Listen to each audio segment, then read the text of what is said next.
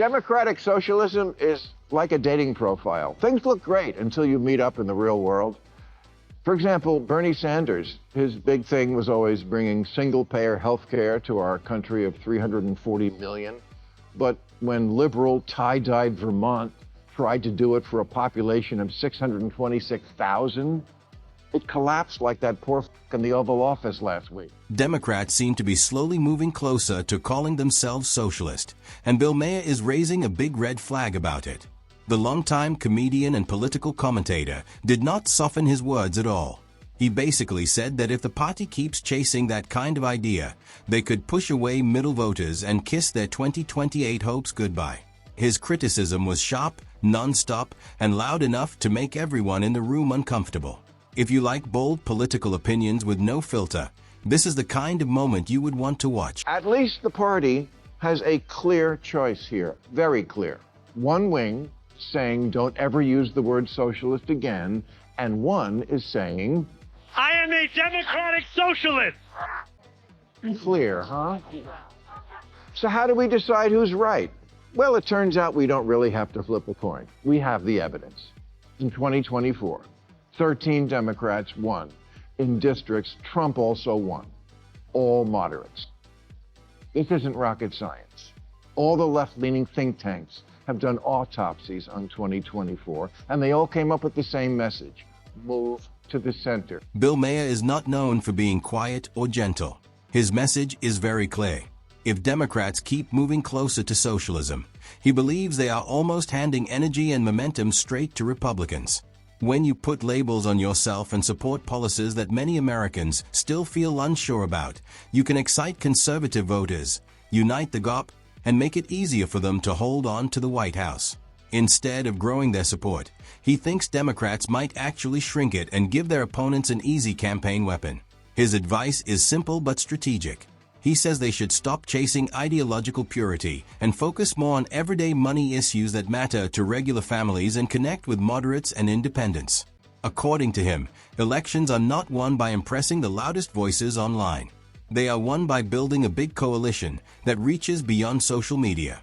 If winning in 2028 is the goal, he argues the smarter move is not bold ideological posing, but steady and careful moderation. I know the kids think that stuff that happened before their appearance on the planet didn't really happen, but it did. We've run this experiment many times, and the results are always obvious. Here's capitalist South Korea at night from space. Here's socialist North Korea. Yeah. In 1990, Venezuela was wealthier than Poland, but then Poland, finally free of Soviet-style economics, went all in on capitalism. And now their economy is as big as Japan. And people there have high wages, low inflation, cars, vacations, homes. Meanwhile, Venezuela traded capitalism for Hugo Chavez's Socialism for the 21st Century, which turned out to be like socialism in the last century, or any century. Bill Maher's opinion is very direct. In his view, socialism just does not sell well in America. He believes many people are naturally suspicious of it. Voters are not thinking about complicated theory. Instead, they look at large socialist experiments in other countries and picture weak economies, empty store shelves, and too much government control. Whether that image is fully fair or not, he says it sticks in people's minds. And in politics, how things look can matter more than detailed explanations. He argues that many Americans pull back when they feel like too much power is moving toward Washington. After years of hearing about free markets and personal success, big ideological shifts can make people nervous. That reaction is important. His warning is simple. If Democrats lean too openly into socialism, swing voters may lean the other way.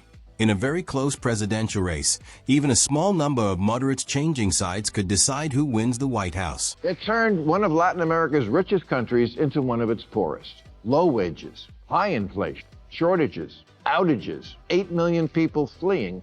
If you think New York can somehow reinvent this wheel, you're in for a rude awakening.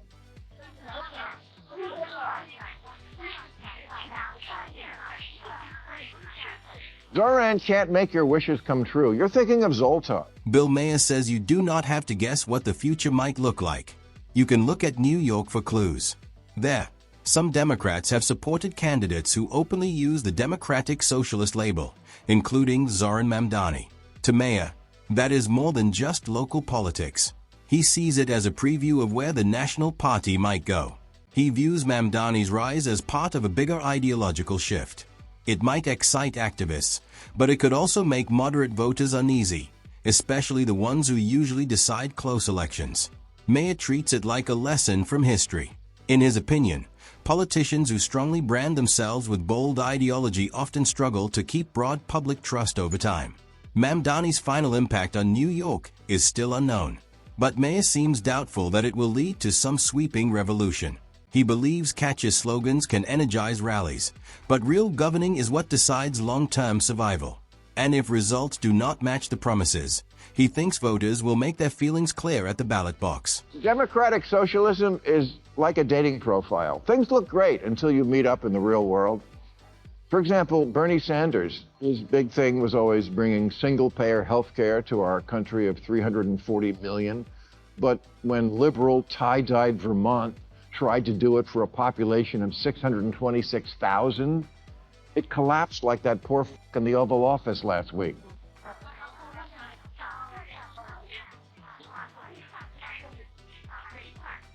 Bernie, AOC, Mamdani are not Democrats. They'll be the first to tell you that. They're Democratic Socialists, and that's a very different thing, and I don't think people know that yet. Maher says this is where confusion starts. Many voters hear the phrase Democratic Socialist and think it sounds softer than just socialist, almost like adding the extra word makes it less extreme. But critics like Maher argue that it is mostly a change in branding. In their view, adding Democratic does not really change the main ideas, which include a larger government role, more redistribution of wealth, and greater state control in the economy. Supporters of democratic socialism say the word democratic shows they want change through voting, not through force. Maher is not fully convinced that this difference matters much once policies are actually put into action. He argues that the end results can look very similar to the traditional model that many Americans already distrust. A softer label might sound better in a survey, but he warns that voters do not vote based only on wording. They react to what actually happens. And if outcomes match what people fear, he believes no amount of rebranding will protect Democrats during elections. I don't think people realize we already have a lot of socialism. Social Security, Medicare, Medicaid, unemployment insurance, food stamps, veterans benefits, Pell Grants, COVID-era payments, farm subsidies, disability payments, Fannie Mae, Freddie Mac, corporate bailouts, and the jobs program that is building weapons the Pentagon doesn't even want. All that is socialism, much of it appropriate to soften the edges of capitalism, but the DSA are radicals about this concept, and radical economic policy is always ineluctably married to radical social policy. Their platform, for example, calls for completely open borders. They're for what Biden was doing, but more.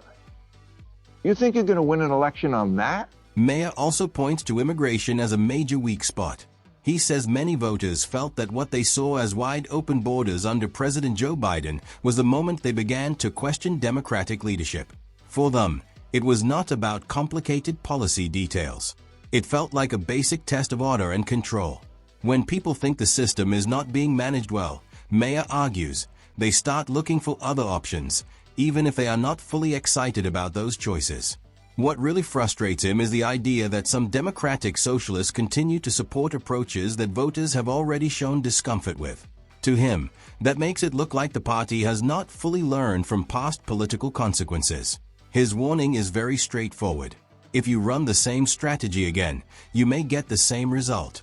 In a country that is so evenly divided, even small changes in perception can decide who wins and who loses. It's either defund the police or military in the streets. Either MAGA's crypto crony capitalism or city-run grocery stores. No, I don't want that. I want a Democrat who reassures me if you like your Whole Foods, you can keep your Whole Foods.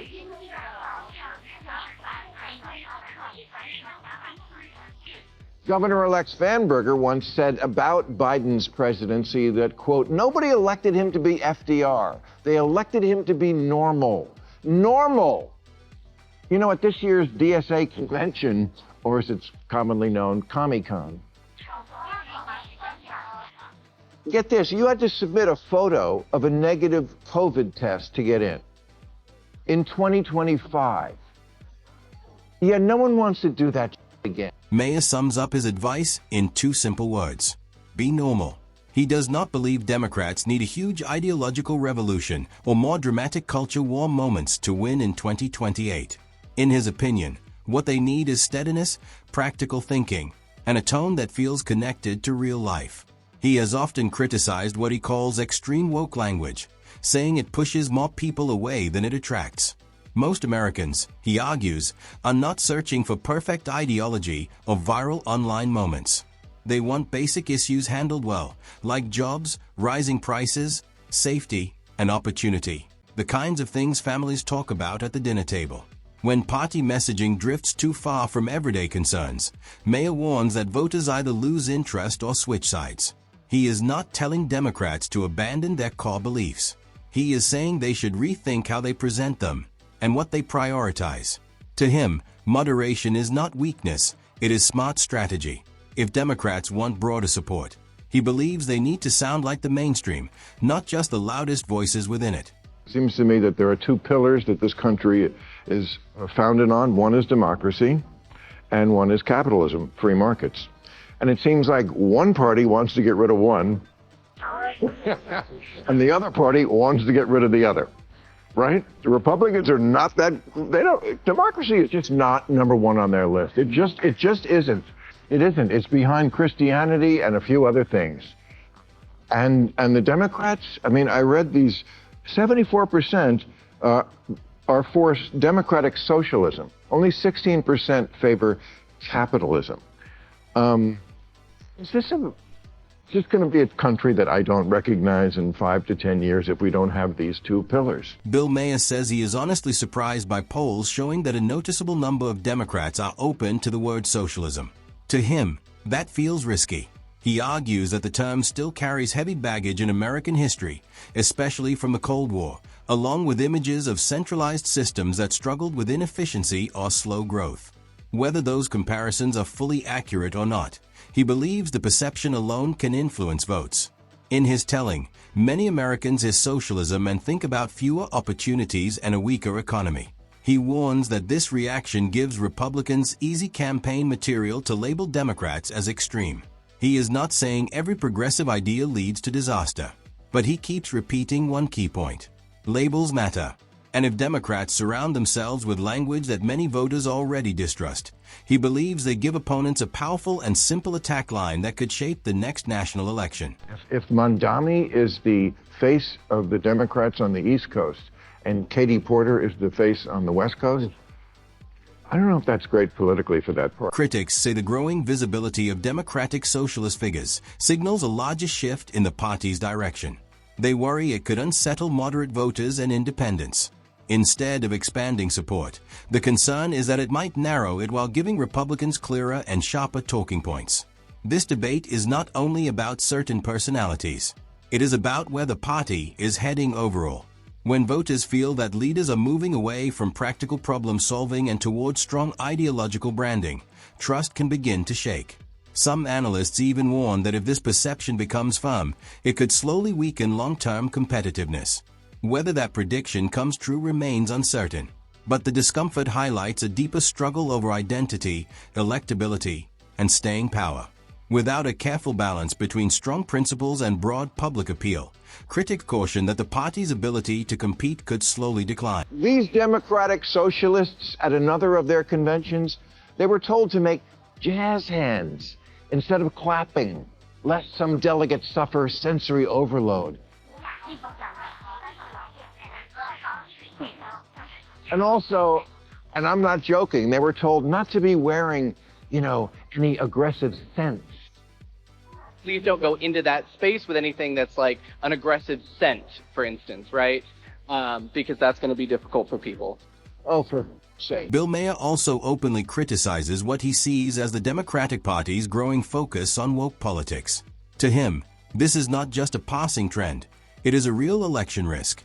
He argues that when leaders spend too much time on symbolic cultural battles and smaller ideological debates instead of everyday problems, regular Americans tune out.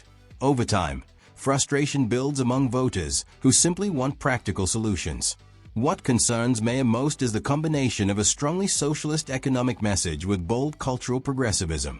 Fair or not, he believes that mix can look extreme to many people. And in politics, perception can be very powerful. Elections are often decided by voters in the middle. Moving too far away from what they see as normal can shrink a party's base. For Maher, winning is not about doubling down on ideology. It is about adjusting course before disappointment turns into defeat. He warns that Democrats could lose trust if they drift too far from the center. In his view, moderation, practicality, and sounding relatable are what win elections, not flashy ideological moments.